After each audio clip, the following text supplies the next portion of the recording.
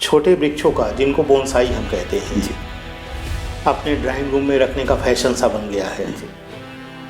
और रखने वाला और बेचने वाला दोनों इससे गौरवान्वित होता है कि मेरे यहाँ एक विशाल वृक्ष का छोटा वृक्ष जो है, या छोटे कांटे का वृक्ष जो है। इसके बारे में आप क्या कहना चाहेंगे? देखिए, इसके बारे में तो हमारी सनातन संस्कृति ही, जो हमारी परंपरा है, वही सब कुछ कह चुकी है। पुरानी मान्यता है लोगों की, हमारे धर्म की मान्यता है, परंपराओं में हम लोग सुने हैं अपनी दादी से, अपने माता जी से, कि कोई भी बड़ा वृक्ष अपने घर में आप न लगाएं। ठीक है। दूध वाले पौधे अपने घर में आप न लगाएं। ठीक है। उससे विकास रुक जाता है और तमाम तरह की दिक्कतें आती हैं। तो ये जो लोग बोनसाई के नाम पे पीपल, बरगद, ये तमाम तरह के पौधे अपने घर में रख रहे हैं, ये अच्छी बात नहीं है। ये तो पौधों को विकलांग बनाना हुआ। जो एक बड़ा आश्रय बन सकता है, विशाल वृक्ष बन सकता है, उसको आप एक गमले में लगा के उसके 4 पत्ते हो जाए और आप फोटो खींच के सेल्फी लेके आप कहते हो कि हमने बहुत बड़ा काम कर दिया। आपने कोई काम नहीं किया है। आपने एक बहुत विशाल वृक्ष को विशाल वृक्ष बनने से रोक दिया, उसे बौना कर दिया, उसे विकलांग कर दिया। ठीक है। अब आप ये जान के अगर खुश हो तो ये अच्छी बात है, खुश रहो आप, लेकिन उससे प्रकृति का कोई भला नहीं है।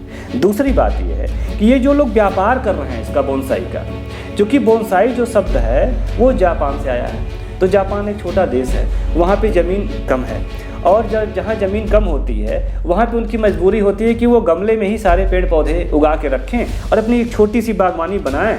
और 2 कमरे का ही घर सही, लेकिन एक छोटी सी बागवानी 4 फीट बाई 4 फीट में या 6 फीट बाई 6 फीट में उन्होंने बना लिया और उसी में आनंद ले रहे हैं। लेकिन भारत जैसे विशाल देश में, जहाँ की ज़मीन तमाम खाली पड़ी हुई हैं, सड़क के किनारे तमाम ज़मीनें पड़ी हुई हैं, तालाब है, तमाम ऐसी ज़मीनें हैं गांव में जो खाली पड़ी हैं, वहाँ पे अगर हम बरगद, पीपल, पाकर, गूलर, आंवला ये सब लगाते हैं तो वो विशाल वृक्ष का रूप लेंगे और उनसे आपको जो फल मिलेंगे, जो औषधि सामग्रियाँ मिलेंगी, तमाम पशु पक्षियों को उससे आश्रय मिलेगा, तो वो चीज़ें फिर ये इस पर्यावरण के लिए बहुत ही अच्छा रोल अदा करेंगी। और जैसे उनको हम बोनसाई बना देते हैं, वैसे ही उनकी ये सारी संभावनाएं मर जाती हैं, वो विकलांग होकर गमले में पड़े रहते हैं। तो ये अगर देखा जाए तो ये तो पाप हुआ, आप कोई अच्छा काम नहीं कर रहे हैं। और जो लोग इसका कारोबार कर रहे हैं, तो कुछ लोग तो वास्तविक रूप में सही तरीके से इस काम को करते हैं कि भाई उन्होंने एक पीपल का पेड़ लगाया या बरगद का पेड़ लगाया गमले में और उसको इंतजार किए, 1 साल 2 साल 4 साल में वो अपने आप बड़ा होता है, उसी को वो दूसरे को सेल कर देते हैं। लेकिन कुछ लोग शॉर्टकट अपनाते हैं और वो करते क्या है कि वो ढूंढ के खोजते रहते हैं कि 20 साल का कहीं कोई पौधा मिल जाए, पेड़ मिल जाए पीपल का या बरगद का। तो वो लोग क्या करते हैं कि अपने आर्थिक लाभ के लिए, आर्थिक हित के लिए, उनकी इतनी संकुचित सोच होती है कि उस पेड़ को ही वो काट लाते हैं और उसको काट के बड़े से गमले में लगा देंगे।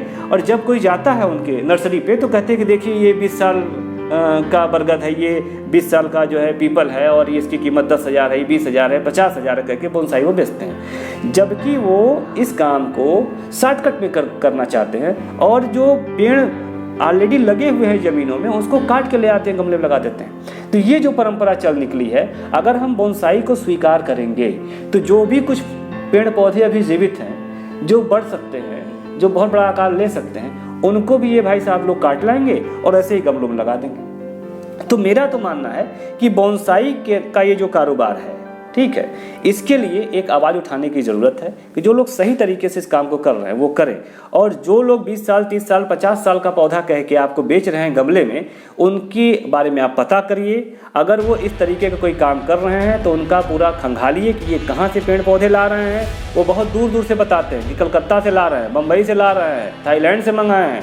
उनके बारे में पता करिए, आपको ये ज़रूर पता लग जाएगा कि वो कहीं न कहीं 2-4-10 किलोमीटर 50 किलोमीटर के एरिया से कोई ज़मीन में उगा पौधा जो 20 साल 25 साल 50 साल का हुआ उसको काट के लाएँ और गमले में लगाए हैं। तो ऐसे लोगों पे आप कार्रवाई करवाइए, पुलिस में उनकी शिकायत करिए, अपनी सरकार स्थानीय प्रशासन को बताइए, सरकार को बताइए और इस धंधे को बंद कराइए। नहीं तो ये जो पेड़ पौधे कुछ हैं भी हमारे बीच से वो भी चले जाएंगे। तो आप सभी से ये निवेदन है कि ये जो बोनसाई का धंधा चल रहा है, जो 20 साल 10 साल 25 साल 50 साल के पेड़ बेचे जा रहे हैं गमले में, इसके बारे में कृपया पता करें और ऐसे लोगों को धंधे को बंद कराएं।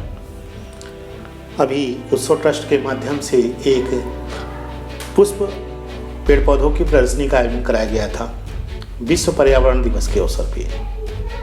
तमाम पर्यावरण जुटे तो इस प्रदर्शनी का क्या उद्देश्य था?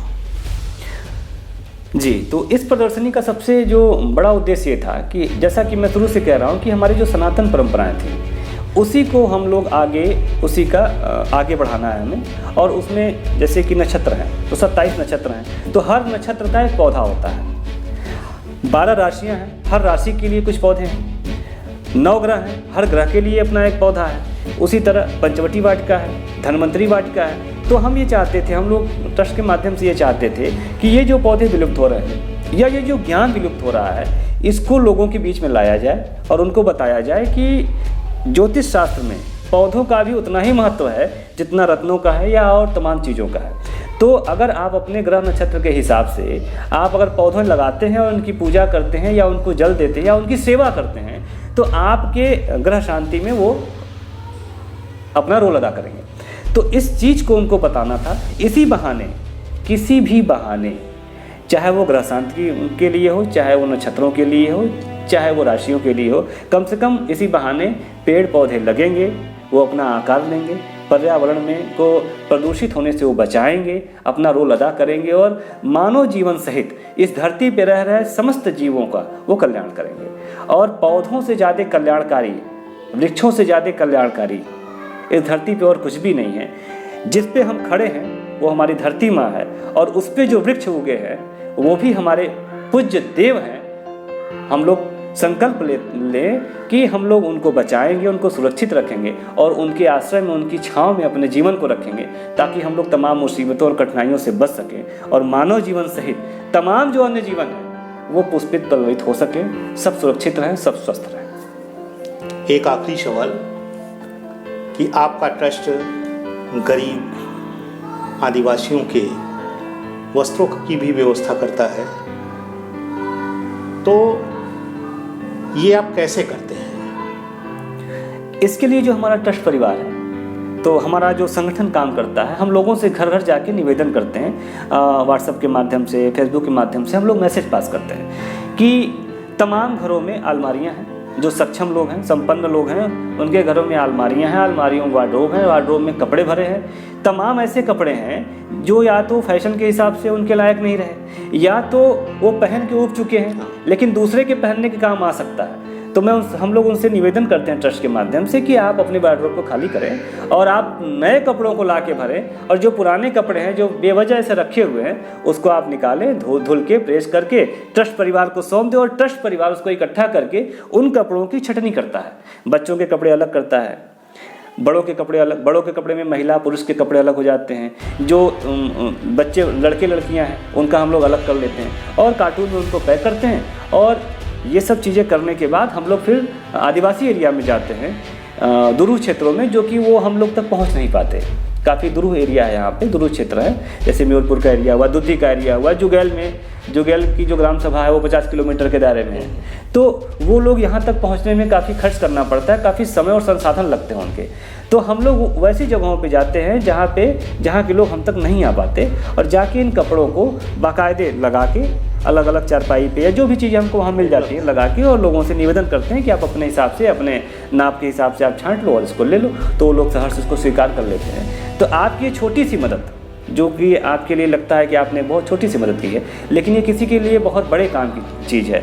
किसी छोटे बच्चे के वस्त्र को वो ढक रही है, अंगों को ढक रही है। और जो सबसे बड़ी बात आपको बताएंगे कि महिलाएं और बच्चे दो ऐसे होते हैं जिनके पास कपड़ों की कमी होती है। गरीब आदमी है, उसके पास एक बच्चा है, तो बच्चा हर महीने बड़ा होता रहता है। अगर एक कपड़ा वो खरीद भी लो उसके लिए तो अगले महीने वो छोटा हो जाता है, तो बच्चा फिर नंगा हो जाता है। महिलाओं के साथ भी यही समस्या है कि सबसे पहले वो बच्चे को ढकेंगी, उसके बाद अपना देखेंगी, तो वो फटी चिथड़ी साड़ियाँ में लपेटी रहती हैं। तो कहने का मतलब ये है कि आप जो कुछ भी देते हैं वो सभी चीज़ें बहुत ही बेहतर तरीके से वैसे लोगों तक पहुंच जाती हैं जिनको उनकी सख्त ज़रूरत होती है। और उनके चेहरे की खुशी जब आप देखेंगे तो आपको लगेगा कि आपने कितने पुण्य का काम किया, कितना बड़ा आपने सहयोग किया। इसलिए आप इसको छोटा ना समझें, आप खुशी खुशी उन कपड़ों का दान करें जो आपके काम का नहीं है लेकिन दूसरे के काम का हो सकता है। हम लोग जूता, चप्पल, कपड़ा, टिफ़िन, बैग, बस्ता, जो कुछ भी आपके पास ऐसा है जो उन गरीब आदिवासी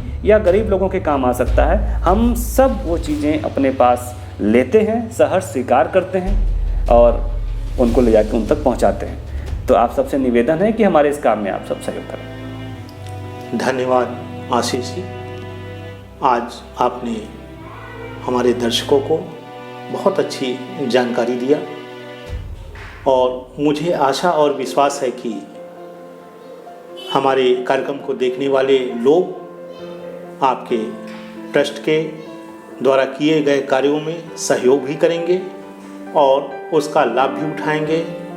जिन्हें रक्त की आवश्यकता होगी, जिन्हें वस्त्र की आवश्यकता होगी, जिन्हें पौधारोपण कराने की आवश्यकता होगी, वो आपसे ज़रूर सहयोग लेंगे। धन्यवाद।